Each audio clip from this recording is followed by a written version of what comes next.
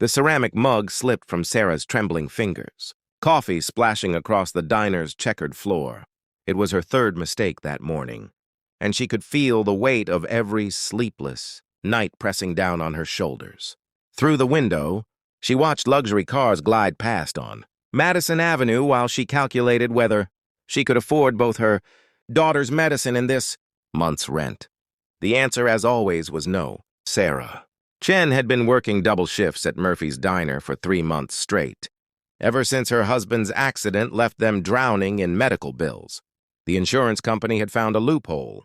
The lawyers wanted retainers she couldn't afford, and little Emma's asthma medication cost more than Sarah made in a week. At 28, she felt decades older. Her dreams of opening her own restaurant reduced to ashes scattered across unpaid bills and collection notices. "You okay, honey?" Margaret, the head waitress, touched her arm gently. Sarah nodded, blinking back tears as she grabbed the mop. "Just tired." The lunch rush had ended, leaving the diner in that peculiar afternoon lull when time seemed to slow down. Only a handful of customers remained, a businessman typing furiously on his laptop, 2 college students sharing a milkshake, and an elderly man sitting alone in the corner booth. Sarah had noticed him immediately when he shuffled in 20 minutes earlier. His clothes, though clean, were worn thin at the elbows and knees. His shoes were scuffed leather. Repaired so many times, the stitching created a road map of survival. He carried himself with quiet dignity, but his hands shook slightly as he studied the menu, and Sarah recognized that look, the mental arithmetic of someone counting pennies. She'd seen it in her own mirror too many times. The old man had ordered just a cup of coffee, the cheapest item on the menu at $2.50. He nursed it slowly, making it last, his weathered face gazing out the window with an expression Sarah couldn't quite read. Loneliness? Contemplation? Regret? When she passed his table to refill the sugar dispensers, she noticed his hands wrapped around the mug as if drawing warmth from it, though the afternoon was mild. His fingernails were clean, but his cuticles were cracked, and there was a dignity in his posture that spoke of better days. "Can I get you anything else, sir?" Sarah asked softly. "A piece of pie, maybe? The apple's fresh today." He looked up at her with startling blue eyes that seemed to hold entire lifetimes. "Just the coffee, thank you, miss. That's all I can manage today." The way he said it, not with shame, but with simple honesty, pierced something deep in Sarah's chest. She nodded and moved away, but her mind kept returning to him throughout her shift. She'd been hungry before. She'd been broke before. She knew what it felt like to want something, as simple as a warm meal, and knowing it was out of reach. When the old man finally stood to leave, he approached the register where Sarah was counting receipts. He reached into his pocket slowly, pulling out crumpled dollar bills and counting them carefully on the counter. $2.23. "I'm 27 cents short," he said quietly, meeting her eyes. "I thought I had enough. I'm sorry to have wasted your time." Before Sarah could respond, Margaret appeared beside her. "House policy," she said sharply. "You order it, you pay for it. Full amount." The old man's face flushed, and he began returning the bills to his pocket. "I understand. I apologize." "Wait," Sarah heard herself say. Her hand moved to her apron pocket where she kept her tips. She'd made $32. In tips that shift, money she'd already allocated to Emma's prescription. But looking at this man's face, she couldn't let him leave humiliated. "Sir, you dropped this earlier." She placed $3 on the counter, her fingers trembling slightly. "Must have fallen from your pocket." His eyes met hers, and in that moment, a understanding passed between them. He knew she was lying, and she knew he knew. But sometimes kindness required a small fiction to preserve dignity. "Thank you, miss," he said softly. "You have a good heart." "Sarah," she told him. "My name's Sarah." "Robert," he replied, and his handshake was surprisingly firm. "Thank you, Sarah. You don't know what this means." After he left, Margaret shook her head. "You can't save everyone, hun. You've got your own problems."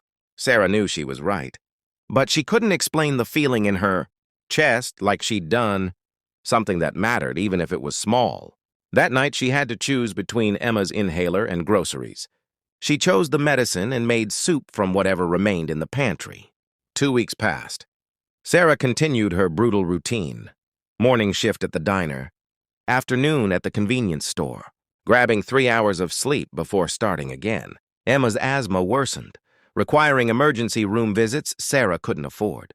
The bills piled higher, and the landlord started leaving eviction warnings on her door. One particularly difficult Tuesday, Sarah broke down in the diner's bathroom, sobbing into her hands while her entire body shook with exhaustion and despair. She didn't know how much longer she could keep fighting. When she finally composed herself and returned to the floor, Margaret handed her a manila envelope. "This came for you. Delivery guy said it was urgent." Sarah's heart sank. "Another bill? Another legal notice?" With shaking hands, she opened the envelope. Inside was a letter on heavy, expensive stationery, along with several legal documents. The letterhead read, "Morrison and Associates, Attorneys at Law." "Dear Miss Chen, we represent the estate of Robert Morrison, who passed away peacefully last week at the age of 87. Mr. Morrison was the founder and former CEO of Morrison Technologies, with a personal net worth of approximately $3.2 billion. In his final will and testament, executed 3 days before his death, Mr. Morrison left specific instructions regarding you. He wrote, 2 weeks ago, a young waitress named Sarah at Murphy's Diner showed me more kindness in 5 minutes than I'd experienced in 5 years. She gave from her poverty to help my manufactured poverty, a test I've conducted monthly to remember where I came from and who I wanted to be. She failed my test beautifully by refusing to let me fail as a human being. Sarah's hands began to shake so violently she had to sit down. The letter continued. Mr. Morrison has established the Sarah Chen Foundation with an endowment of $50 million, with you as the primary director and beneficiary. Additionally, he has left you his brownstone in Brooklyn, free of all encumbrances, and a personal bequest of $5 million. His only request was that you use these resources to help others the way you helped him, by seeing people's dignity before their circumstances. Sarah couldn't breathe. The words swam before her eyes. $5 million, $50 million foundation, a home, the end of fear and struggle and impossible choices. The letter concluded with Robert's own words, written in shaky handwriting. Dear Sarah, I made my fortune in technology, but I lost my family along the way. My wife died thinking I loved money more than her. My children haven't spoken to me in years. I spent decades building an empire while forgetting to build connections.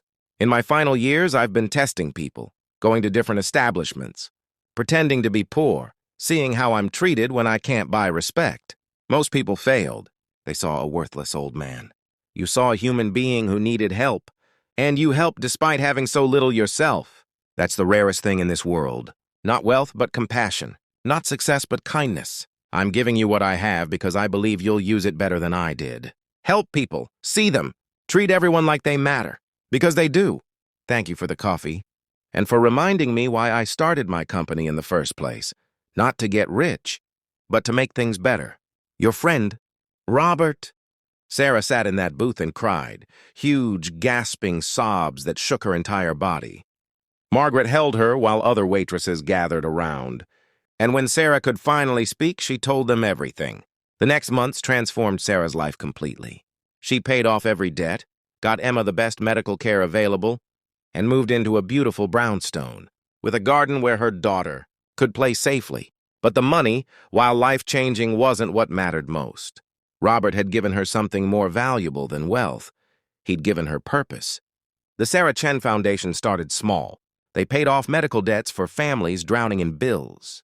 They provided interest-free loans to people trying to escape poverty. They funded community centers in struggling neighborhoods. Sarah hired people who'd been overlooked and underestimated, giving them chances nobody else would. But every day, Sarah spent 2 hours working a shift at Murphy's Diner. She refused payment, but she needed to stay connected to where she'd been, to remember what mattered. She served coffee to people who couldn't afford pie, and she paid for meals when she saw someone counting change. And she treated everyone with the same dignity Robert had inspired in her. 5 years later, the foundation had helped over 10,000 families. Emma was healthy and thriving, dreaming of becoming a doctor. Sarah had opened 3 restaurants that hired formerly homeless individuals and people with criminal records, giving them second chances and living wages. But the most important thing happened every morning when Sarah looked in the mirror. She saw someone who mattered, not because she was wealthy, but because she'd learned that kindness was the only currency that truly enriched everyone it touched. She kept Robert's letter framed on her desk, and whenever someone asked her secret to success, she'd smile and tell them about an old man in worn shoes who taught her that how you treat people. When you have nothing reveals everything about who you are when you have everything. Because in the end, wealth was just numbers in an account. But kindness? Kindness was the compound interest of the soul, growing richer every time you gave it away. And Sarah Chen, once a struggling waitress counting pennies, had become the wealthiest woman she knew, not despite her compassion, but because of it.